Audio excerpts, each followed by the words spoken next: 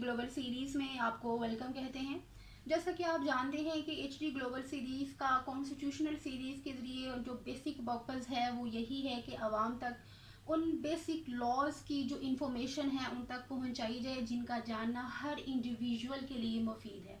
इसके लिए ज़रूरी नहीं कि जो लॉ के फील्ड से तल्लक़ रखते हैं कि ये सीरीज़ जो है सिर्फ उनके लिए है, ऐसा बिल्कुल भी नहीं है। ये आम पब्लिक के लिए, जनरल पब्लिक के लिए हमने ये जो सीरीज़ है ये स्टार्ट कर रखी है।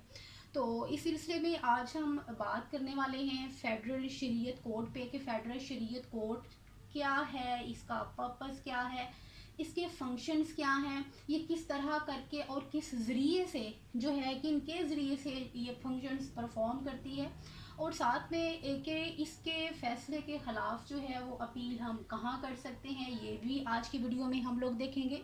और ये कि फेडरल शरीयत कोड और सुप्रीम कोर्ट ऑफ पाकिस्तान जो है इन दोनों का हम कंपैरिजन भी आज की वीडियो में करने वाले हैं।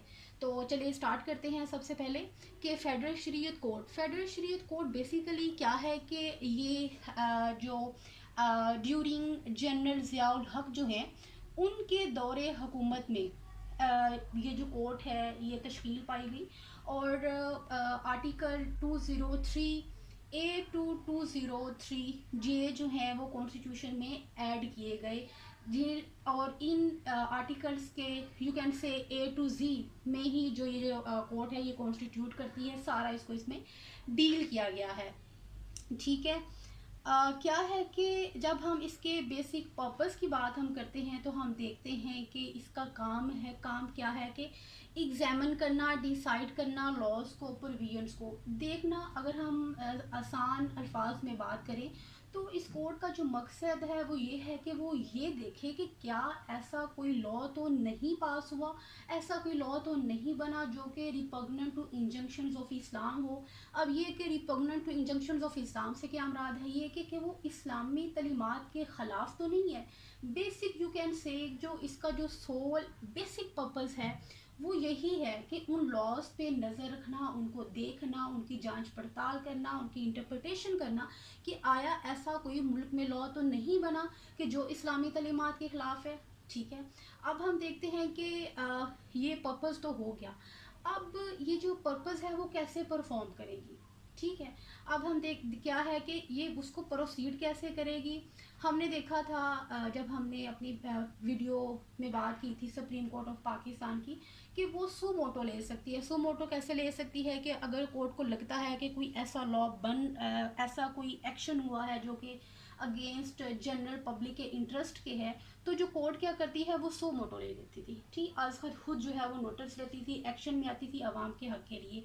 तो यहाँ पे भी ये बात है कि अगर कोर्ट को लगे कि ऐसा कोई लॉ बना है जो कि इस्लामी तलीमात के ख़िलाफ़ है तो वो ऑन इट्स ओन मोशन जो है आज खुद नोटिस लेती है, एक्शन में आती है। यानी इन दोनों में supreme court of Pakistan and federal शरीयत कोर्ट दोनों में सिमिलैरिटी आ गई। ठीक है। इस मामले में सुप्रीम कोर्ट और इन दोनों में क्या आ गई, सिमिलैरिटी आ गई कि दोनों जो है ऑन मोशन ले सकती हैं एक्शन। सेकेंडली कैसे हो सकता है कि एनी सिटीज़न, ठीक है, एनी इंडिविजुअल, वो आप हो सकते हैं, वो मैं हो सकती हूँ, वो कोई भी हो सकता है कि जिसको लगता हो कि ऐसा कोई लॉ जो है वो मुल्क में तश्कील पाया है कि जो इंजंक्शंस के ख़िलाफ़ है, इस्लामिक इंजंक्शंस के ख़िलाफ़ है, तो वो भी कोर्ट तक रिसाई उसको भी हासिल है। यहाँ हम देखते हैं कि जब हमने बात अपनी पिछली वीडियो में सुप्रीम कोर्ट ऑफ पाकिस्तान की थी तो वहाँ पे हम इंडिविजुअल्स जो हैं हम वहाँ तक हमारी एक्सेस नहीं है। सिर्फ जब हम वहाँ एपलेट उसकी जुरिस्डिक्शन की अपील के उसके दायरा इख्तियार की जब हमने बात की तो वहाँ हमने देखा कि जब हाई कोर्ट के किसी फैसले के ख़िलाफ़ किसी इंडिविजुअल ने अपील करनी हो तो फिर वो सुप्रीम कोर्ट तक जा सकता है। राइट। उसकी ओरिजिनल जुरिस्डिक्शन में जो है वो कोई इंडिविजुअल नहीं जा सकता। लेकिन यहाँ हम क्या देखते हैं कि any individual, any citizen of Pakistan जो है, जो मुस्लिम है, वो इस कोर्ट में एप्लीकेशन फ़ाइल कर सकता है, वो एप्लीकेशन पटिशन फ़ाइल कर सकता है। एंड थर्ड वन क्या है कि फेडरल गवर्नमेंट हो सकती है, वो प्रोविजनल गवर्नमेंट हो सकती है कि अगर फेडरल गवर्नमेंट या प्रोविजनल गवर्नमेंट को लगता है कि ऐसा कोई लॉ पास हुआ है, ऐसा कोई लॉ एग्जिस्ट है, ऐसी कोई प्रोविजन एग्जिस्ट करती है, तो वो भी जो है वो मूव कर सकती है फेडरल शरीयत कोर्ट की तरफ। राइट। اب بات ہوتی ہے کہ اب اس کے سارے فنکشنز کو پرفارم کرنے کے لیے ڈیفینیٹلی باڈی بھی تو ہونی چاہیے، باڈی کی تشکیل بھی تو ہوتی ہے، جس کو ہم کمپوزیشن کا نام دے سکتے ہیں. تو اس میں کیا ہے کہ یاد رکھنے کی بات کیا ہے، یہ اکثر ایم سی کیوز کے کویسچنس میں بھی آتا ہے کہ فیڈرل شریعت کوڈ کے جو میکسیمم ممبرز ہیں، میکسیمم ممبرز ہمارے پاس ہیں جناب، اس کے ہو سکتے ہیں جو کانسٹیٹیوشن ہمیں بتاتا ہے وہ ہیں 8 سے زیادہ اس کے ممبرز نہیں ہو سکتے. اور ان میں بھی کیا ہے کہ نمبر 1 پہ ایک ہمارے پاس آ جاتے ہیں یہ چیف جسٹس. جیسا ہم نے دیکھا کہ سپریم کورٹ میں ہم نے کہ چیف جسٹس آف پاکستان ہوتے ہیں، تو اسی طرح فیڈرل شریعت کورٹ میں بھی ہمارے پاس ایک چیف جسٹس ہوتے ہیں. اور دوسرا زیادہ میکسیمم جو ہے، جیسے ہم نے بات کی کہ 8 ممبرز ہو سکتے ہیں میکسیمم، اور ایک ہمارے پاس چیف جسٹس صاحب ہو گئے، اینڈ سیکنڈلی ہمارے پاس 4 ادر ججز ہو سکتے ہیں میکسیمم. یہاں پہ آپ نے ورڈ یاد کیا رکھنا ہے، ضروری نہیں ہے کہ اس کے 8 ہی ہو، یہ میکسیمم کا فگر ہے. 4 ادر ججز ہو سکتے ہیں، اور میکسیمم کیا ہے ہمارے پاس 3 علماء ہو سکتے ہیں، رائٹ. تو اس طرح یہ ہمارے پاس اس کی کمپوزیشن آ گئی. اب ہم بات کرتے ہیں کہ لیٹ سپوز کہ کوئی ایسی پٹیشن فائل ہوئی ہے اور کورٹ کو لگتا ہے کہ یہ جو ہے وہ انجنکشنز کے خلاف ہے جو لا پاس ہوا ہے، یا اس کی کوئی ایسی کوئی پروویژن ہے. تو کورٹ کیا کر، کورٹ ایسا نہیں ہے کہ وہ جناب ایک دم جو ہے وہ ڈیسیژن پاس کر دے. جو لا ہے وہ ریزننگ پہ بیس کرتا ہے، وہ ایسے ہی ہوا میں باتیں نہیں کرتا، اور وہ کسی بھی پارٹی کو جو ہے وہ بغیر سنے ڈیسیژن نہیں دیتا. تو یہاں پہ ہمارے پاس فیڈرل شریعت کورٹ بھی کیا کرتی ہے، اگر ایسی کوئی پٹیشن فائل ہوتی ہے، ایسی کوئی اپلیکیشن جاتی ہے، تو سب سے پہلے وہ نوٹس کرتی ہے پارٹی کو.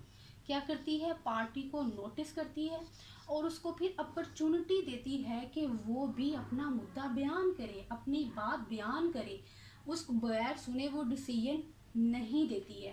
ان کو نوٹس کرنے کے بعد، ان کو جو ہے ایک اپرچونٹی دینے کے بعد کہ وہ اپنے خیالات کا اظہار کرے، پھر کورٹ کیا کرتی ہے، اس معاملے کے اوپر اپنا جو ہے وہ ڈیسیژن دیتی ہے.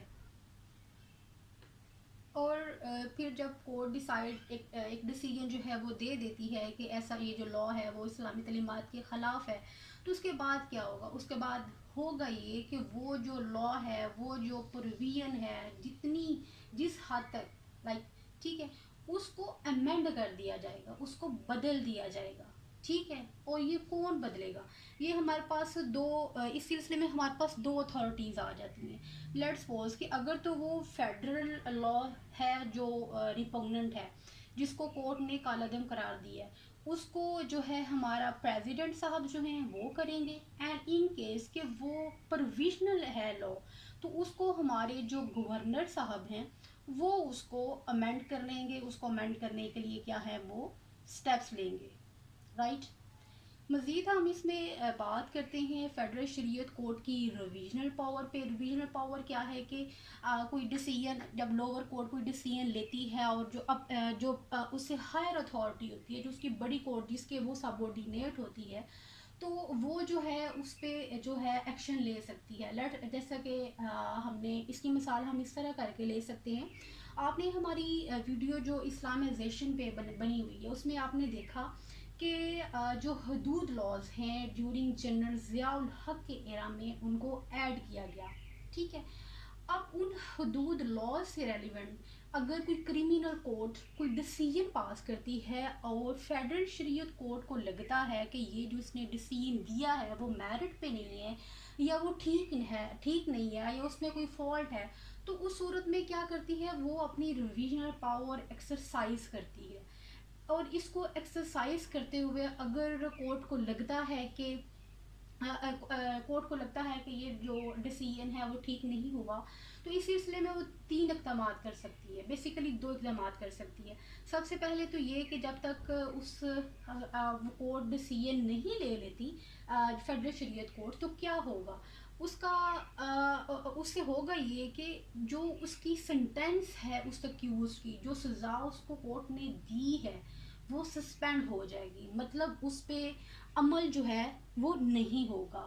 اینڈ سیکنڈلی کورٹ کیا کر سکتی ہے، کورٹ آرڈر کر سکتی ہے کہ یہ جو اکیوزڈ ہے، جو مجرم ہے، اس کو رہا کر دیا جائے. ٹھیک ہے، لیٹ سپوز کہ اگر آپ کا ایسا کوئی کیس ہے، تو آپ جو ہے ان چیزوں کو ये आपके पास ऑप्शंस हैं कि आप जो है इसके ज़रिए से बेनिफिट ले सकते हैं। एंड थर्ड नंबर पे क्या है, एक्विटल टू कन्विक्शन।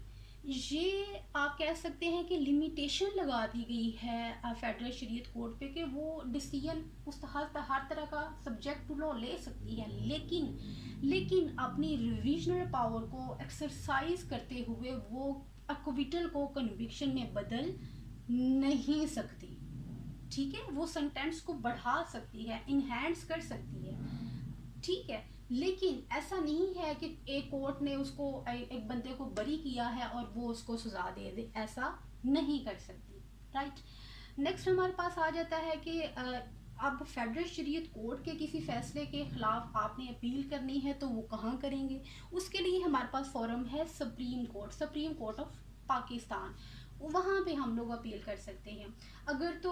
और इस सिलसिले में वहाँ पे सुप्रीम कोर्ट में एक स्पेशल बेंच क्रिएट कर दिया गया है जिसको नाम दिया गया है शरीयत एपलेट बेंच। ये सुप्रीम कोर्ट के अंदर ही होता है, जो कि ऐसी कोई भी अपील जब जाती है तो वो उस पर काम करता है। इस पे जब हम पीरियड की बात करें कि कब तक हम जो है वो अपील कर सकते हैं, अपील प्रेफर्ड कर सकते हैं, तो आम शहरी के लिए, जनरल पब्लिक के लिए कितने दिन हैं, वो हमारे पास 60 डेज़ है। ठीक है, ये दो ड्यूरेशन दिए गए हैं। 60 डेज़ है जनरल पब्लिक के लिए, जैसा कि हमने जब बात की कि ये इस पे को कैसे हाउ प्रोसीड, तो उसमें भी हमने देखा कि कोई भी जो एनी सिटीज़न जो है वो कोर्ट तक उसकी रसाई मुमकिन है। तो इस सूरत में क्या है 60 डेज़, और अगर जो डिसीजन है वो फेडरल शरीयत कोर्ट उसमें पार्टी है या प्रोविजनल गवर्नमेंट उसमें पार्टी है, प्रोविजनल गवर्नमेंट या फेडरल गवर्नमेंट उसमें पार्टी है, तो उस सूरत में जो पीरियड है अपील का वो 60 डेज से बढ़ के 6 मंथ हो जाता है। ठीक, फिर हम मज़ीद बात करते हैं, जैसे हमने बात की थी हाउ प्रोसीड, उसमें हमने 3 पार्टीज देखी। एनी सिटीज़न एनी सिटीज़न हो सकता है, ठीक है, कोर्ट खुद हो सकती है, और फेडरल और प्रोविजनल गवर्नमेंट हो सकती है। तो हु प्रोसीड कि वहाँ पे जो है किसके ज़रिए से हम जो है उस पर लेट्स सपोज हमने एप्लीकेशन फ़ाइल करनी है या पटिशन फ़ाइल करनी है, तो कैसे होगा? ये एडवोकेट ऑफ हाई कोर्ट जो है उसके ज़रिए से वहाँ पे जो है ना वो हमें रिप्रेजेंट कर सकते हैं। कोई भी लोअर कोर्ट का जो एडवोकेट है वो वहाँ पे रिप्रेजेंट नहीं हमें करेगा, हाई कोर्ट का जो एडवोकेट है, जो वकील है, वो करेगा। एंड सेकेंडली जूरिस कंसल्ट, ये क्या है कि कोर्ट के अंदर ही कोर्ट ने ऐसे जो हैं वो हायर किए हुए हैं, और अगर हम चाहें कि हम उनकी सर्विसेज लेना चाहते हैं तो उस सूरत में क्या है, जूरिस कंसल्ट जो वहाँ पे है वो हमें रिप्रेजेंट कर सकता है। राइट, एंड बहुत ही इम्पोर्टेंट बात, जब हम इसके आर्टिकल 203G की बात करते हैं तो इसमें हम देखते हैं कि बार ऑफ ज्यूरिस्डिक्शन का वर्ड यूज़ हुआ है। इससे मुराद क्या है?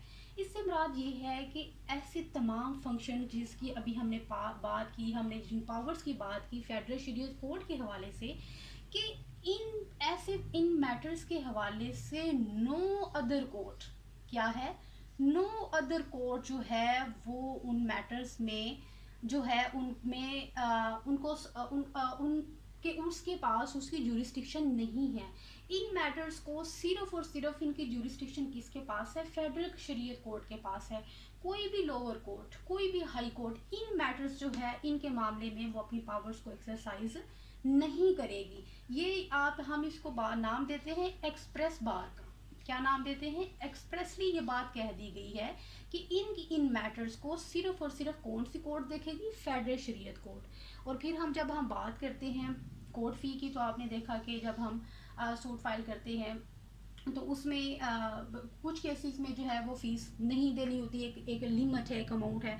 और सम टाइम होता है कि जब हम खुद एप्लीकेशन देते हैं कि हम फ़ीस दे रहे हैं जो कि नहीं है, लाइक इतनी हमारी कैपेसिटी नहीं है कि हम कोर्ट फ़ीस दे सके, तो भी हमें उससे जो है ना वो एक तरह से कंसेशन मिल जाती है।